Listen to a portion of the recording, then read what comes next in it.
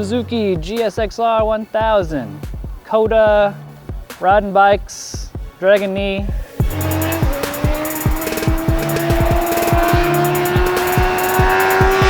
You know, at this job there are some days that are better than others, and today is especially one of the good days. It is the Monday after the MotoGP round here at the Circuit of the Americas in Austin, Texas, and we are riding the 2017 Suzuki GSX-R1000. Not to be confused with the GSX-R1000R that Kevin Duke rode at Phillip Island in Australia. One of the bucket list tracks of every moto journalist, but being here at Coda is pretty darn cool. So, right off the bat, what separates the single R Gixxer 1000 from the double R? It's largely suspension and electronics. The double R version has the Showa balance-free fork and a shock. The single R version just gets the big piston fork from Showa and a standard Showa shock as well. We've had plenty of time with the big piston fork on other bikes in the past, and yeah, it's great. You know, it's not top shelf Öhlins material, but for getting around a racetrack at a pretty good clip for most riders out there, it does the job just fine. On the electronic side, the differences are you don't get a quick shifter on the single R version, which is this one right here. The rear lift mitigation on the ABS braking, you don't have cornering ABS like you do on the double R. Suzuki doesn't want to call it cornering ABS, but this bike and the double R has an IMU, and the single R version does not calculate for roll when you're braking for the rear lift ABS mitigation. So that's some of the differences there.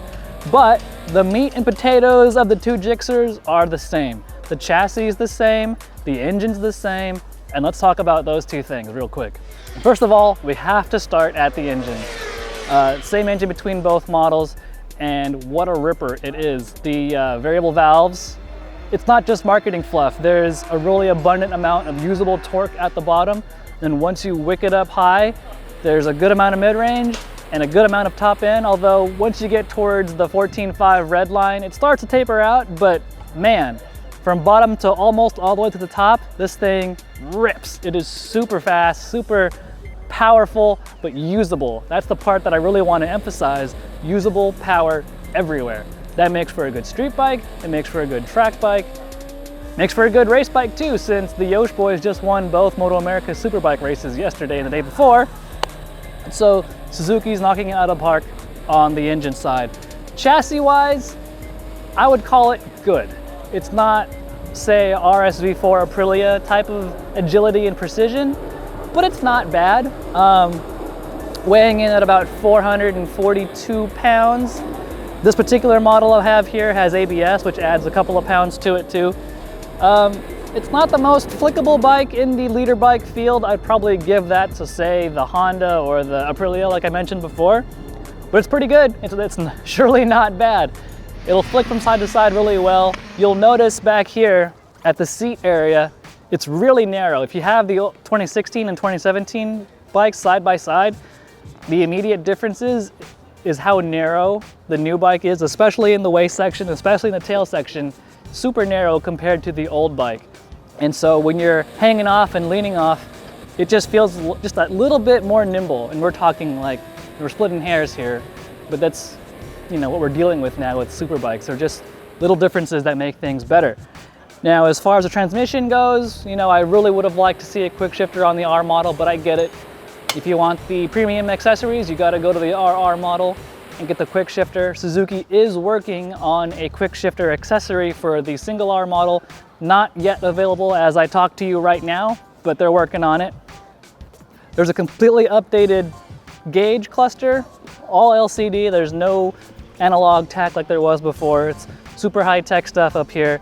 Looks good. The tack is easy to read. There's a huge gear position indicator that's also nice, and the speedo is front and center as well. When you're hauling down the back straight here at Coda at a $170 whatever pinned, it's cool to have that number popping out at you, you know, for your bragging rights. And so that's cool. Maybe my biggest complaint with this new Gixxer are the brakes.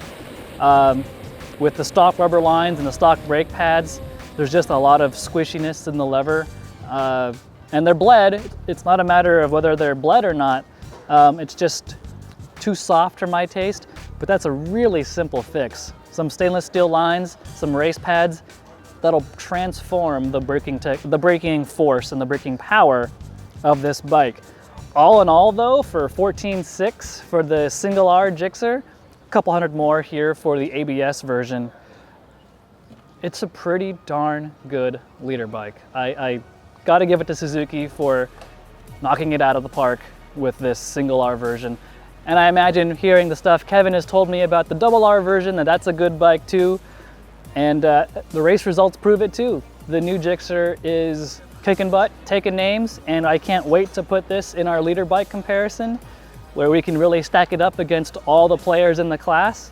It's gonna be a barn burner of a test, and I think this one has a chance of impressing more so than the previous model did, which it better because the field is stacked. So that's it. That's my quick take on the 2017 Suzuki GSX-R1000 single R. To read my full review, go to Motorcycle.com and you'll find it there.